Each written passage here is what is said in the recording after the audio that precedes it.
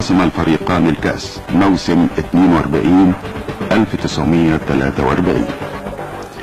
ثم يأتي الموسم التالي ومعه أكبر مفاجأة في تاريخ كرة القدم المصرية، فقد لعب الأهلي والزمالك المباراة النهائية على كأس الملك، وفاز الزمالك بالكأس.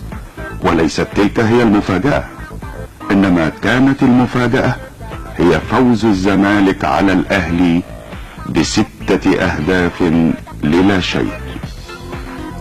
وبعد المباراة صعد لاعبو الزمالك أو المختلط ليتسلموا من الملك كأس الملك.